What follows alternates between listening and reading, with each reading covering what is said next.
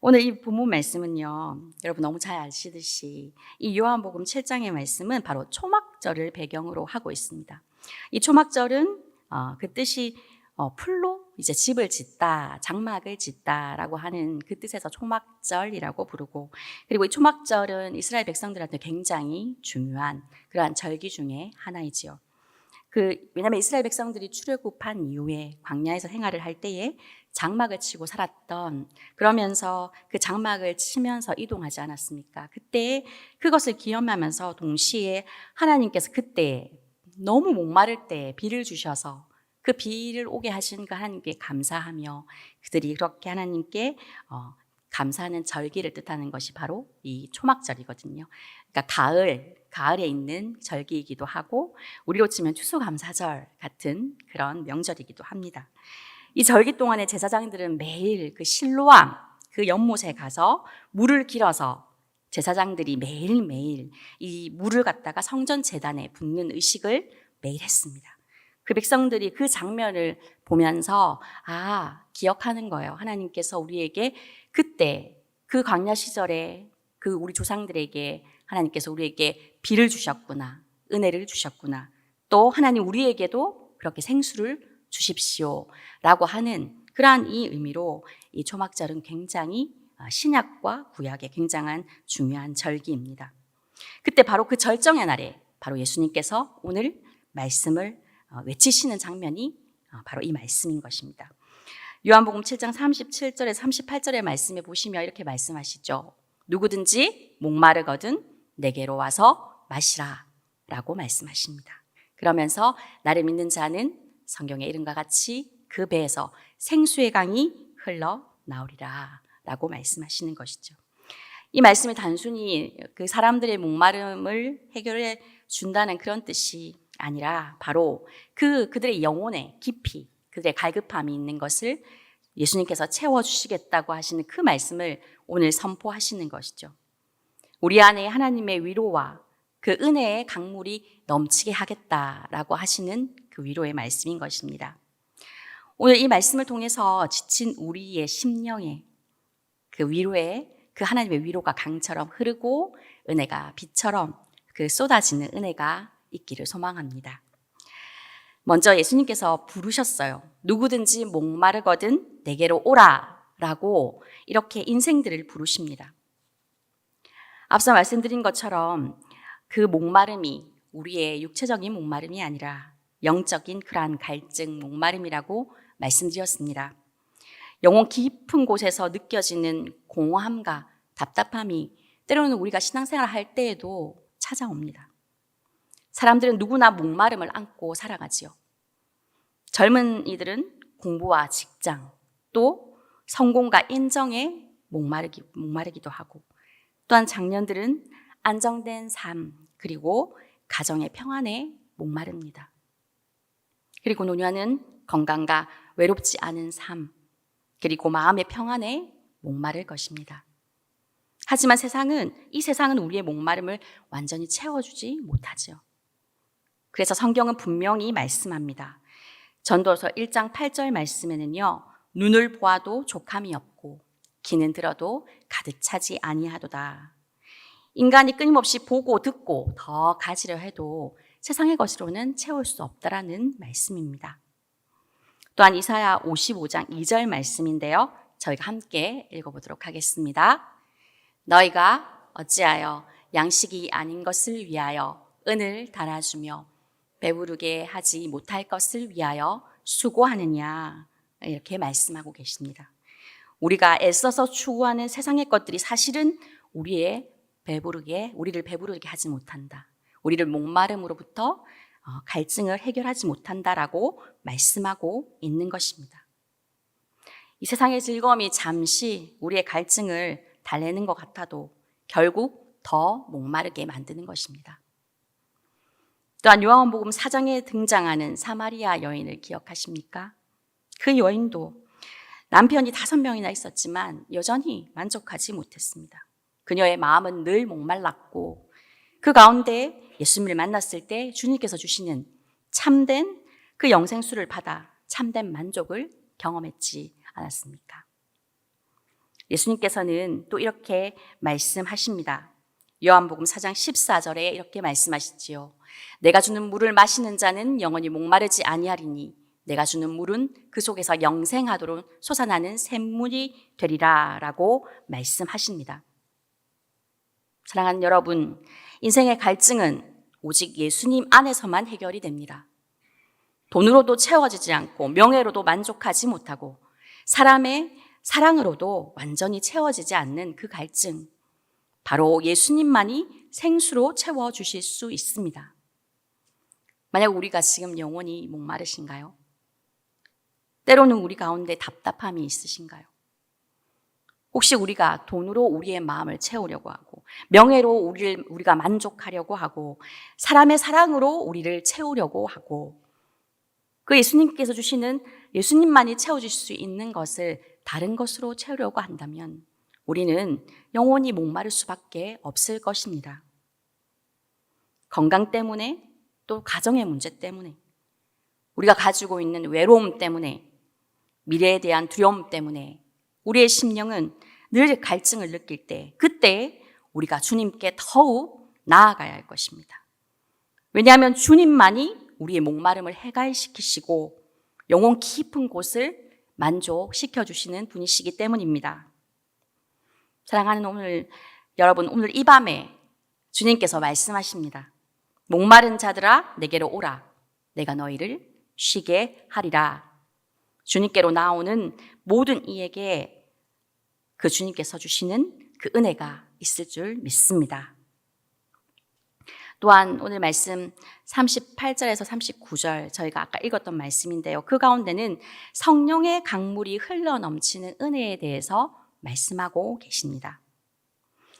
그 생수의 강이 흘러나오리라라고 하는 그 표현에서 강이라는 표현이 굉장히 중요한데 예수님께서 약속하신 성령의 은혜는 이 우리가 보는 작은 그러한 샘물이 아니라 흘러넘치는 그리고 멈추지 않는 강물이라는 뜻을 가지고 있는 것입니다. 샘물은 한 사람의 갈증을 채울 수 있지만 강물은 수많은 사람을 살려내지 않습니까? 성령의 은혜가 임하면 내 안에 갈증이 해소되는 것을 넘어서서 우리 주변에 있는 많은 사람들 그리고 내 삶을 통해서 다른 사람들에게 흘러가는 그 은혜의 통로가 우리 모두가 될 수 있는 것입니다. 에스겔 47장의 말씀에서는 성령의 강물처럼 흐르는 모습을 잘 보여주고 있는데 우리 에스겔 47장 9절 말씀입니다. 함께 읽어보겠습니다.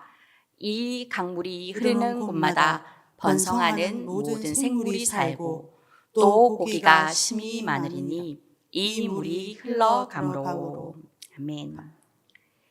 네, 아멘. 바닷물 때문에 모든 생물들이 살아나고 각 처에서 모든 것이 살아날 것이라고 말씀하고 계십니다. 성전 문지방에서 흘러나오는 물이 처음에는 발목이었고 그 다음에는 점점 불어나서 무릎과 허리에 차고 마침내는 건너갈 수 없는 큰 강이 되었다고 오늘 말씀에 얘기하고 있는 것입니다. 그 강물이 흐르는 곳마다 죽은 것이 살아나고 나무가 열매를 맺고 심지어 사회와 같이 죽은 바다조차도 살아났다. 이것이 바로 성령이 강물이 흐를 때 나타나는 능력임을 이 말씀이 보여주고 있는 것입니다. 사도행전 2장의 또 오순절 사건을 기억해 보십시오. 성령이 임하자 제자들의 마음에 있던 두려움들이 사라지고 그 전까지는 유대인들의 눈치를 보면서 숨어 지냈던 제자들이 많은 것이 두려움으로 그리고 그들이 떨며 지냈던 그 모든 상황들이 그 상황이 변한 것이 아니라 이제는 예루살렘 한복판에서 그들이 그 주님께서 주시는 이 성령의 능력으로 예수님을 담대히 전하는 그러한 일들이 있지 않았습니까? 바로 그것이 결코 사람의 힘이 아니라 성령이 강물이 흘러 넘쳤기 때문에 그들을 통해서 엄청난 성령의 역사가 일어나게 된 것입니다. 여러분, 성령의 은혜가 내 안에 흘러 넘치면 내 삶의 모습이 변합니다. 내 안에 있던 불평도 감사로 바뀌고 또 미움도 사랑으로 바뀌고 또 절망도 소망으로 바뀌게 됩니다. 그리고 그 변화는 나 혼자만이 누리는 은혜가 아니라 내 가족에게 흘러가고 교회 공동체에게 흘러가고 이웃에게도 흘러가는 것입니다. 예수님께서 요한복음 4장 14절에서 사마리아 여인에게 말씀하셨듯이 성령 안에서 그 성령이 내 안에 솟아올라서 영원히 마르지 않는 샘물이 된다라고 말씀하고 있지 않으십니까? 여러분, 우리가 혹시 우리의 가정이 메말라 있으십니까? 혹시나 말다툼과 오해로 인해서 우리의 마음이 건조해져 있으십니까? 성령의 은혜가 흘러가면 이 모든 메말랐던 것들이 다시 살아나는 은혜가 있습니다. 그러한 역사가 있습니다. 혹시 우리의 교회가 지쳐 있습니까? 주님의 사명보다 형편과 상황 때문에 낙심하고 있습니까?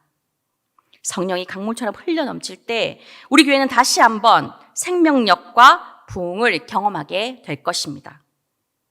그러므로 우리 날마다 성령을 구해야 하겠습니다.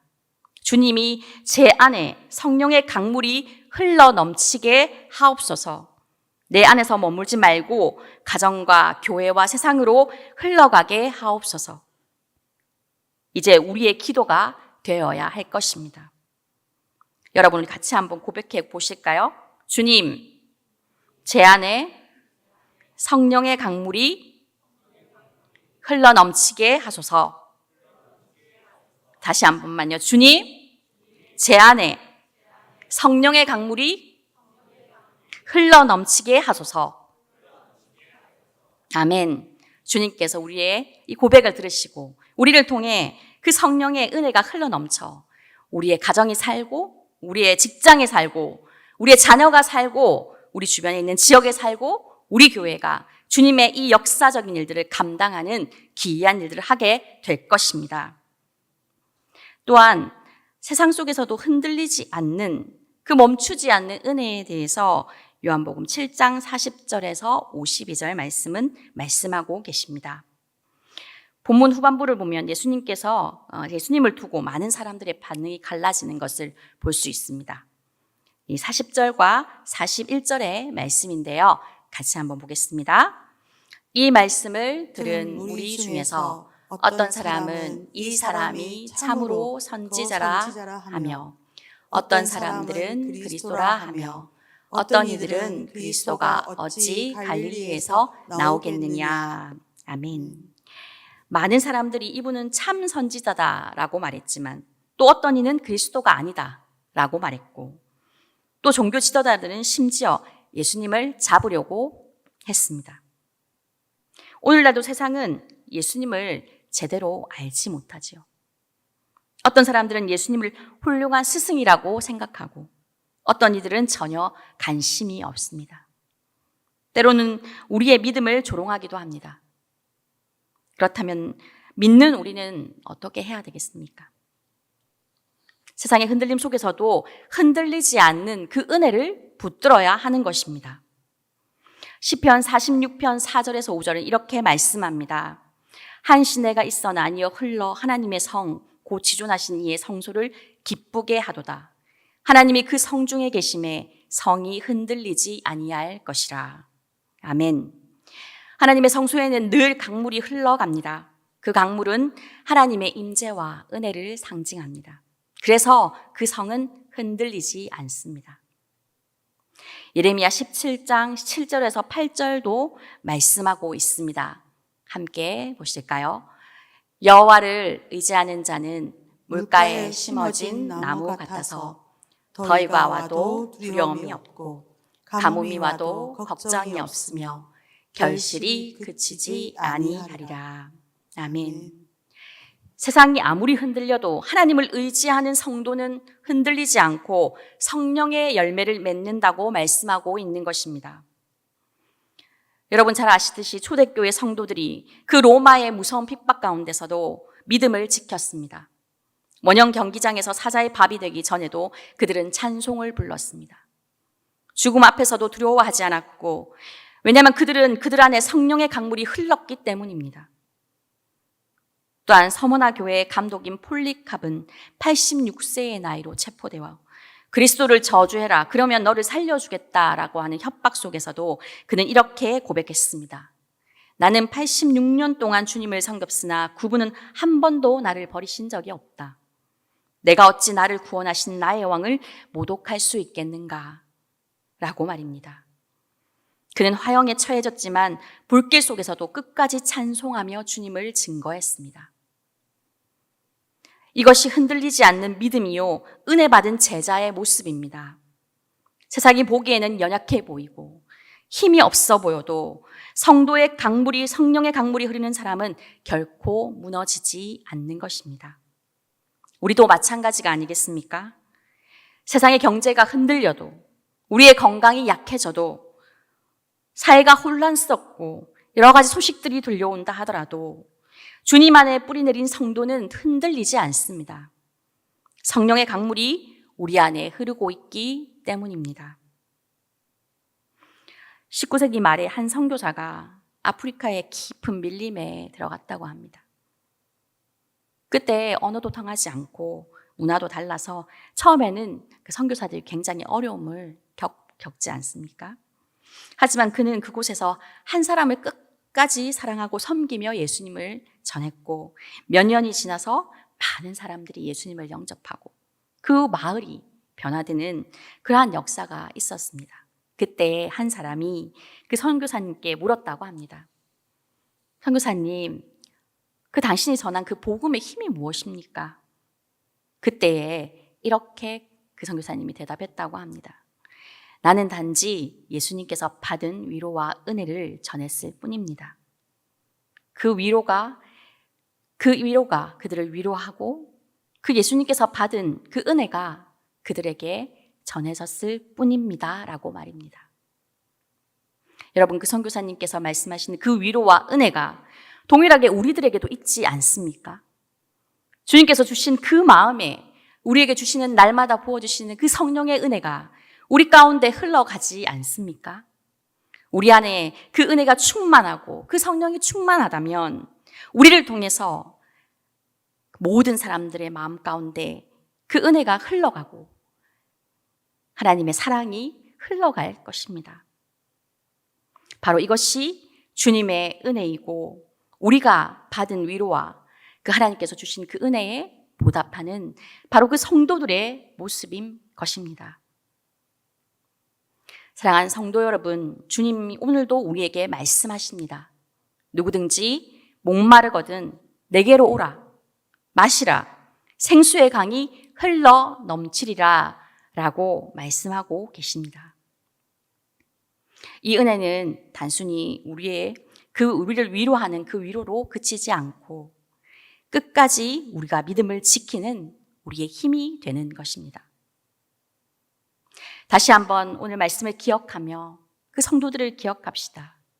초대교회 성도들이 그들이 어떤 어려움의 가운데도 있을 때에도 그들이 찬송을 부르며 그들의 믿음을 끝까지 지켰고 또한 그 사람들의 마음을 흔들었고 죽음의 자리가 복음의 씨앗이 되었습니다. 세상은 흔들리고 우리의 삶은 여전히 어렵지만 우리 안에 이 성령의 강물이 흐른다면 우리는 초대교회 성도들처럼 끝까지 믿음을 지키며 우리를 통하여 그 위로가 강처럼 흐르고 그 하나님의 은혜가 비처럼 흐르는 그러한 내리는 삶을 우리가 살 수 있을 것입니다. 그러므로 오늘 이 저녁에 그 주님의 초대에 응답하러 나오신 그 여러분, 주님께 더욱더 우리가 날마다 나아갑시다. 그때 사람에게는 말할 수 없는 그 위로가 그 하나님께서만 아시는 그 성령의 위로하심이 그 하나님의 은혜가 성령의 능력이 우리 가운데 흘러 넘칠 줄 믿습니다. 이 시간 우리 같이 함께 기도하며 나아가기를 원합니다. 우리 시간에 같이 함께 합심하여 우리 함께 기도하며 나아가기를 원합니다.